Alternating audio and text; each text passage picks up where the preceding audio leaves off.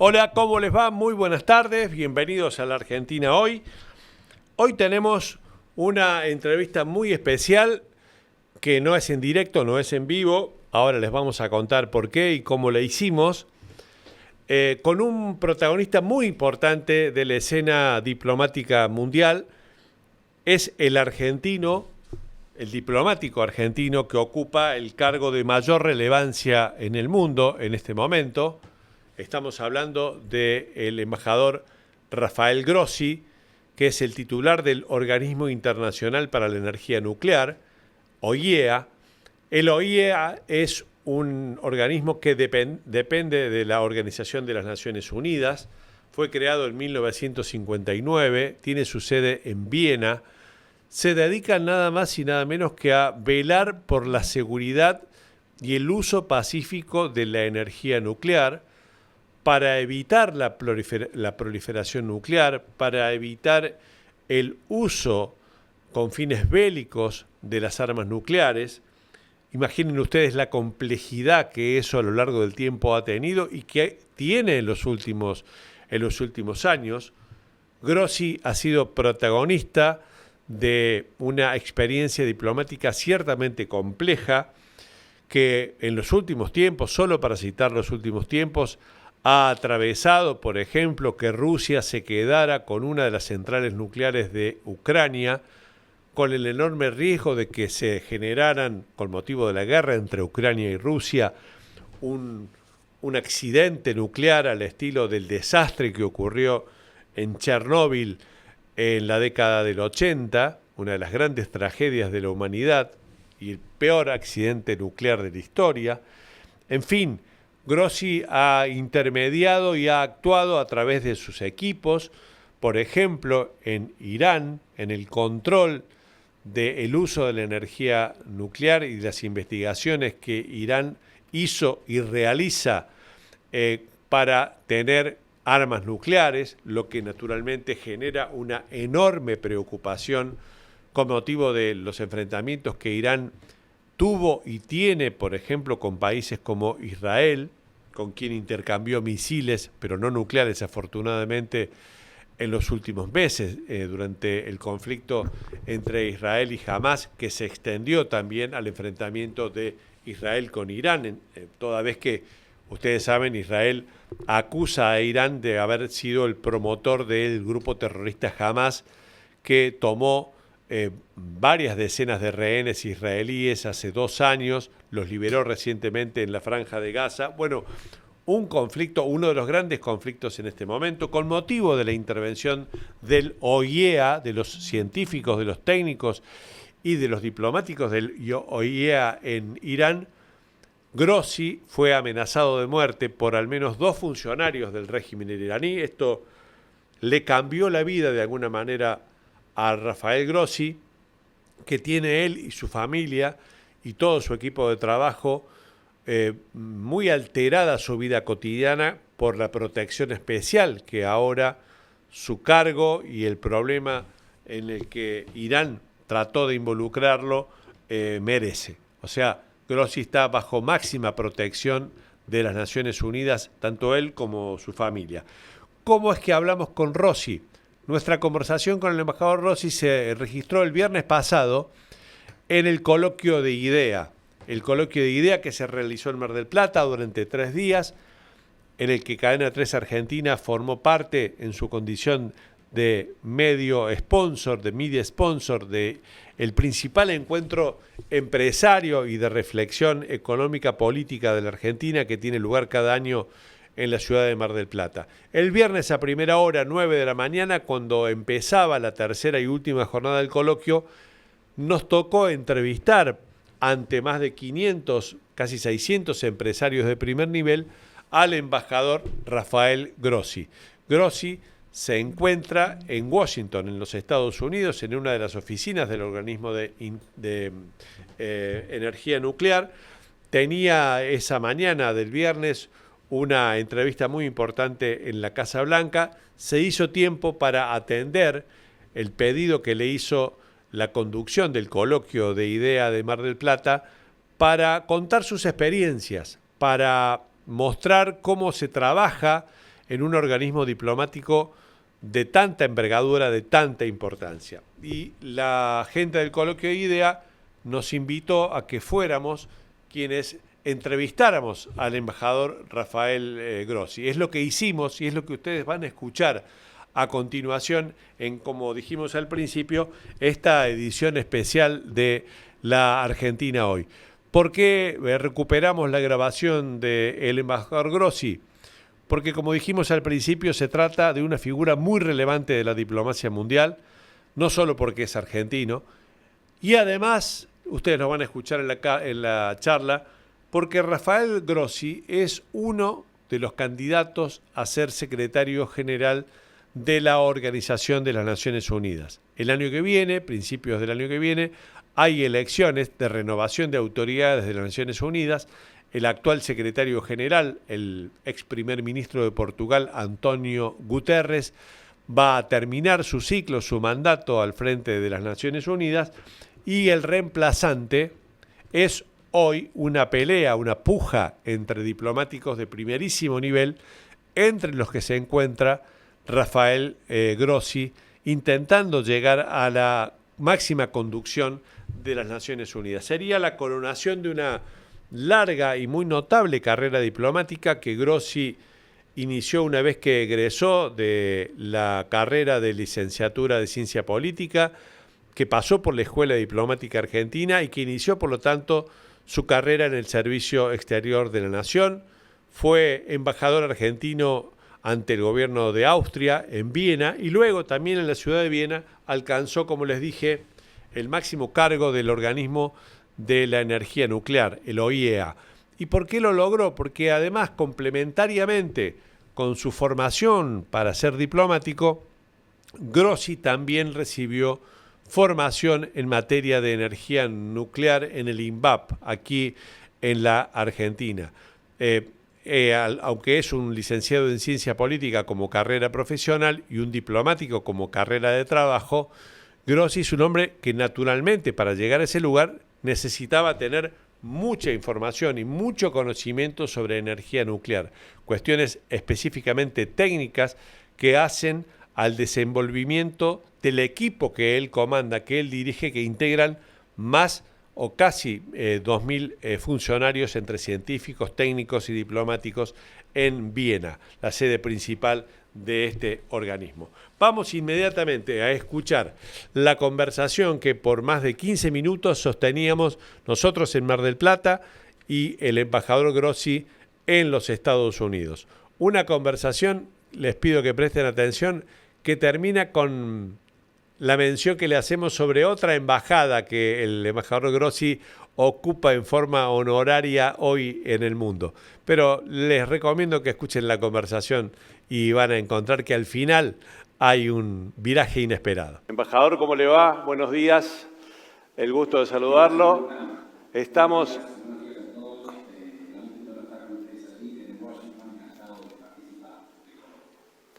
Está, embajador, frente a un grupo muy significativo de empresarios, de personas que toman decisiones habitualmente complejas en la Argentina, que definen el futuro de sus empresas, el futuro de la economía del país en buen grado. Y a usted le toca, de alguna manera, arbitrar también y tomar decisiones de una primera importancia global en relación, como decíamos recién en la presentación, a un tema tan importante y tan significativo como el arbitraje del uso pacífico de la energía nuclear.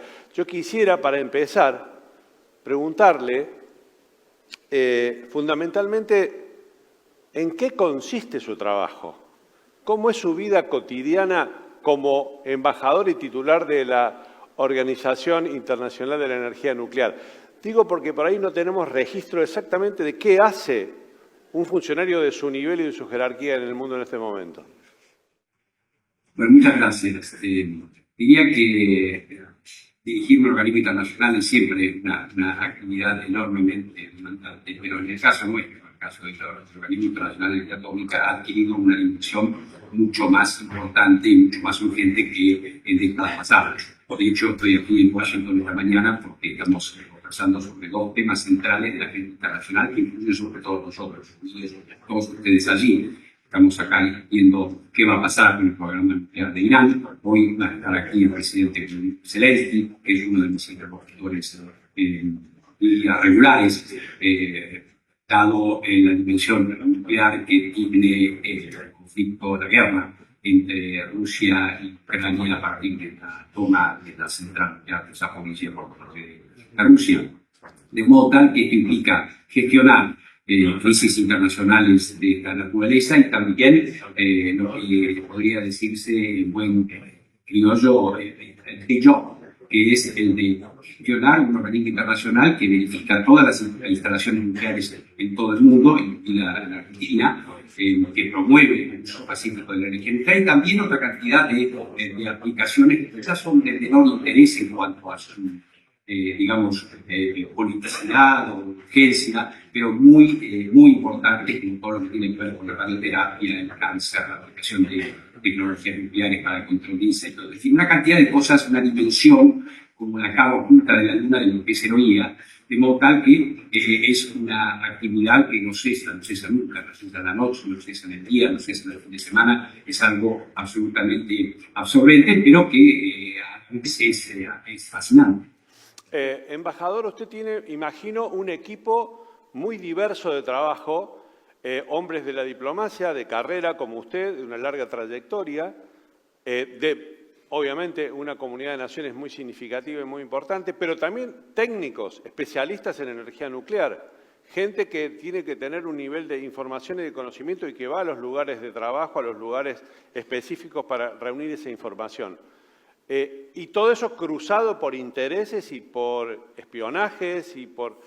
¿Cómo se administra eso? ¿Cómo se resuelve en el día a día esa gestión de información, de recolección de datos, de toma de decisiones y de interacción con los principales líderes mundiales? Esa es una excelente pregunta. Sobre todo eso, yo le diría que en realidad yo y un grupo más pequeño somos la excepción. El Organismo Internacional de Energía Atómica, sobre todo, es un organismo técnico, y de técnicos, y de inspectores, y de científicos, y de investigadores, y de ingenieros nucleares, y de físicos. Lo que ocurre, y por eso hay un diplomático al frente, es que toda esta tarea, que usted bien acaba de señalar, tiene una dimensión política esencial.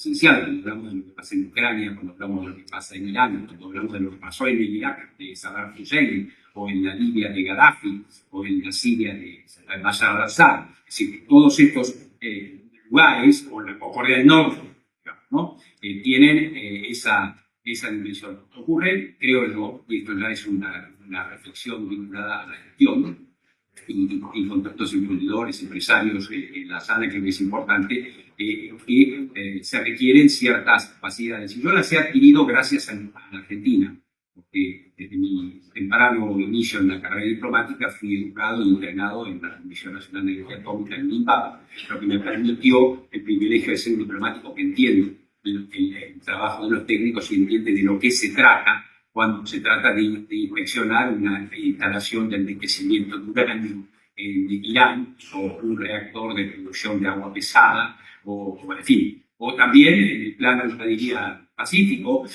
los desarrollos de la energía nuclear en todas sus dimensiones. Embajador, ¿qué le cambió a usted y qué le cambió a su equipo? Así fueron consideradas amenazas de por lo menos 2 funcionarios del régimen iraní en contra de su persona por la actuación de la OIEA en Irán, las investigaciones que llevan adelante en las plantas nucleares y la hipótesis de que Irán pretenda generar energía atómica con fines bélicos. ¿En qué le cambió la vida y a su equipo de trabajo? Bueno, a mí mucho, como se pueden ustedes imaginar, pero creo que en las reflexiones iniciales que escuchaba mientras esperaba nuestra conversación, se hablaba de confianza. Nuestro organismo es garante y generador de confianza a través de un sistema de inspección.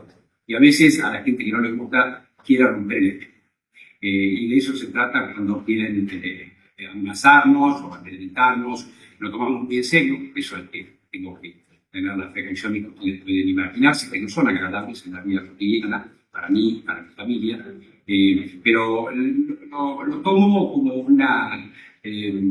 como un costo que debo asumir, y y nada más que eso, ¿no? Evidentemente, si nos dejamos a contar, en fin, creo que no estaríamos cumpliendo con la labor que debemos cumplir, así que nosotros continuamos y no vamos a cambiar un ápice la tarea que estamos haciendo, pero realmente ha sido algo inédito, las amenazas de muerte quedan ahí y esperemos evidentemente que no se olviden, pero bueno, nuestra tarea sigue siendo esa y hoy vamos a seguir en esa misma tesitura, ¿verdad? A veces preguntarle a un ejecutivo o a un dirigente de cualquier sector en qué ocupa fundamentalmente su tiempo permite saber cuáles son los focos principales del trabajo. ¿Cuáles son los temas que hoy a usted le llevan más tiempo en su gestión como director de la OIEA? O del IOIEA, porque es un organismo, no una... El desafío que tengo justamente es de poder balancear el manejo de la crisis con la tarea cotidiana de la OIEA, que también es importantísima.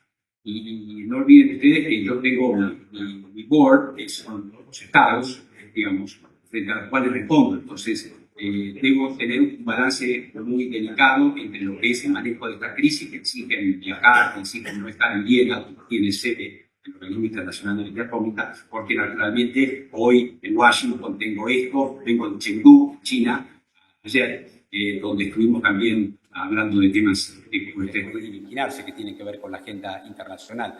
El tema es justamente no dejar de lado temas que son también una eminencia y una importancia muy grande. La verdad que de los 181 países del Organismo Internacional de Energía Atómica, los países centrales más importantes son los que están pendientes de lo que yo estoy haciendo hoy acá en Washington, por ejemplo. Pero hay 160 que lo que les interesa es el hospital que estamos construyendo en Kinshasa para el tratamiento del cáncer. Y no si se va a controlar 400 kilos de uranio enriquecido al 60% en Irán o qué va a pasar con las instalaciones que fueron destruidas después de los ataques del mes de junio, ¿verdad?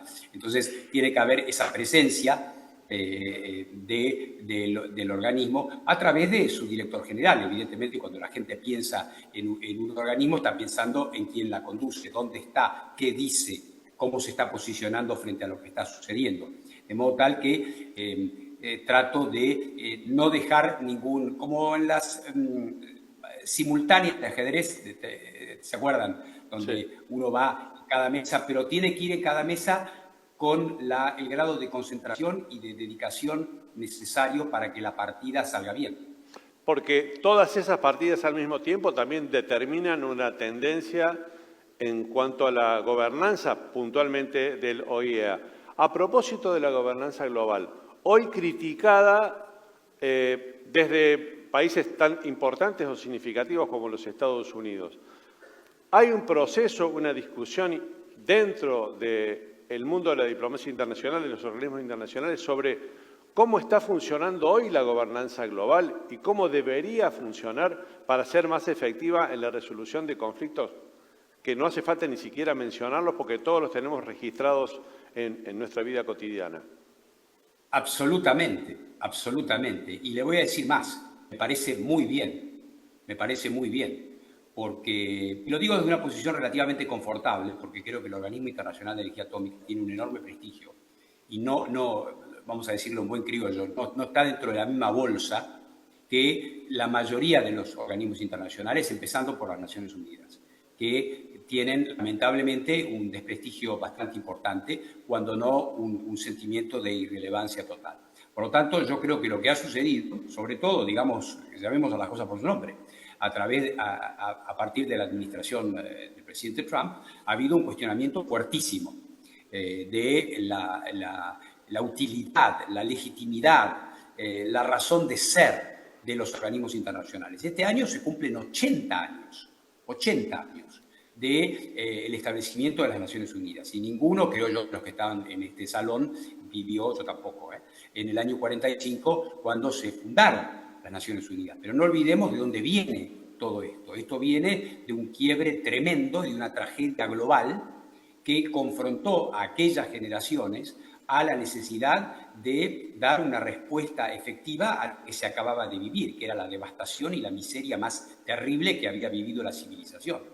Y por lo tanto, existió esa lucidez en aquellos hombres y mujeres de aquel momento, decir, bueno, vamos a organizar esto de otra manera.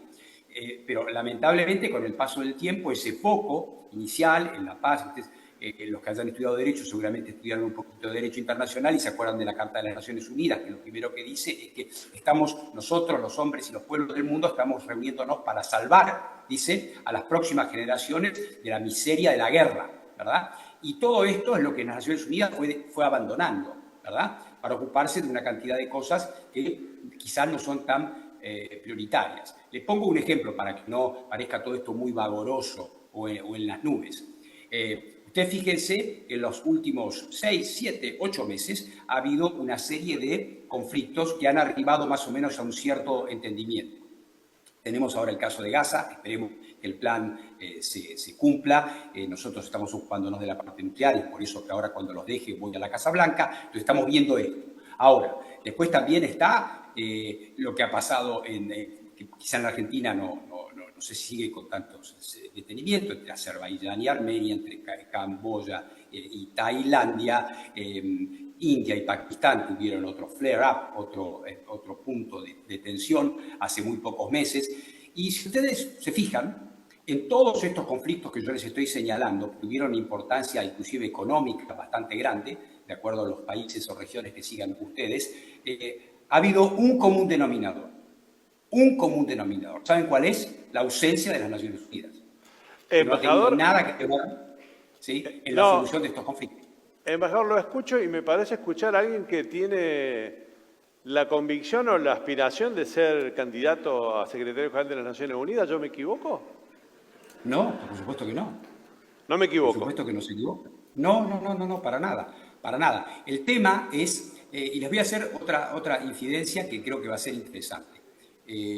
Cuando comencé a hablar de esto, y esta idea surge a través de la propia experiencia, de cómo nosotros vemos y cómo yo he venido viendo el manejo de los problemas que a nosotros nos caben en el Organismo Internacional de Energía Atómica.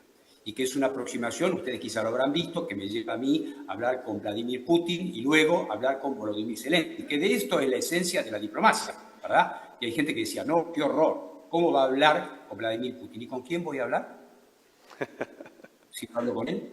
Entonces, eso es lo que se ha perdido, la anulación, la cancelación del otro porque no está de acuerdo conmigo. Por supuesto que uno puede estar o puede no estar de acuerdo. Y de allí en más fue surgiendo en mucha gente y en muchas conversaciones que hemos ido teniendo esta idea que lo que nosotros estamos haciendo en el OIA es extrapolable a un plano superior. Porque más allá de todas sus deficiencias y de todas sus taras y de todas sus falencias y carencias, las Naciones Unidas sigue siendo una plataforma indispensable. Mucha gente dice en este tipo de coloquios, en este tipo de reflexiones, yo participo de ellas en todo el mundo. Ahora tenemos los BRICS, ahora tenemos el G7, ahora tenemos el G20, ahora tenemos el grupo de Shanghai, tenemos todo esto. ¿Y las Naciones Unidas cuándo? Exactamente, pero además de eso, las Naciones Unidas sigue siendo la única plataforma donde todos esos se sientan juntos, porque evidentemente en el G7 las coincidencias, y que son los valores occidentales que todos practicamos y observamos, es un grupo de amigos, con sus diferencias, con sus peleas, con sus tensiones, todo lo que ustedes quieran. BRICS es otra cosa, G20 es otra cosa, pero sigue existiendo esta necesidad de ciertas convergencias mínimas que en ciertos otros planos siguen funcionando. Entonces, quizá el año que viene vamos a hablar con usted como en su condición de secretario general de la ONU, aquí en IDEA. Bueno, no sé, si gano, sí, todavía no le gané a nadie. Pero espero Nos quedamos sin tiempo. Espero que sí. El presidente del coloquio aquí me dice que sí, que lo van a invitar el año que viene. Nos quedamos sin tiempo para hablar de otra... A ver si les atiendo el teléfono o no. Esperemos que sí. Yo lo estoy comprometiendo. Nos quedamos sin tiempo para hablar de otra embajada que usted tiene. ¿Usted es embajador honorario de Estudiantes de La Plata o me equivoco? Bueno, sí, eso es algo que me honra mucho. En la función internacional, usted sabe, la única que uno lleva es celeste y blanca, pero sí, la verdad que soy pincha rata, ¿qué voy a hacer? Eso no seguro. Embajador Grossi, le agradecemos este contacto con IDEA. Muchas gracias. Muchas gracias, suerte en el coloquio. Un placer, muchas gracias. Bien, les dije que iba a ser muy interesante esta conversación con el embajador Rafael Grossi, esta conversación que tuvimos el viernes a la mañana en Mar del Plata durante el coloquio de IDEA. Yo les voy a confesar algo. La verdad, pensé que no iba a despertar el interés que realmente despertó entre el grupo de muy notables empresarios argentinos que se reúne habitualmente en IDEA. Las deliberaciones de ideas duran 3 días, empiezan los miércoles, terminan los viernes. Habitualmente los viernes a la mañana es más difícil, para decirlo vulgarmente, arrancar el coloquio de IDEA, la última jornada.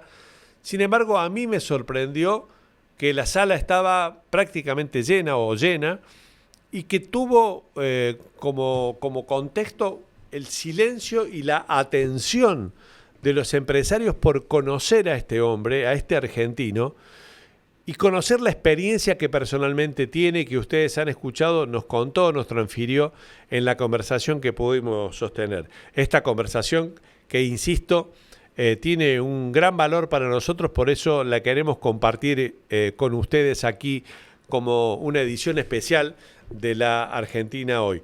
¿Quién sabe? Como lo dijimos al final, estuvimos quizá hablando con el próximo secretario general de las Naciones Unidas, un cargo que todavía ningún argentino logró alcanzar. Grossi está trabajando para eso. De hecho, no solo realiza innumerables viajes, dicta conferencias, etcétera, con motivo de su cargo propiamente dicho, de titular del organismo de energía nuclear, pero también está trabajando, para decirlo en términos políticos, en campaña electoral para ver si tiene alguna posibilidad y logra la adhesión de la suficiente cantidad de países que integran la ONU para llegar al máximo cargo de conducción de las Naciones Unidas. Como ustedes lo escucharon, es muy crítico hoy del funcionamiento de las Naciones Unidas, como viene siendo también muy crítico funcionarios y dirigentes de países tan importantes como los Estados Unidos. Quizá el principal crítico que tienen hoy las Naciones Unidas sea nada más y nada menos que el presidente de los Estados Unidos, Donald Trump.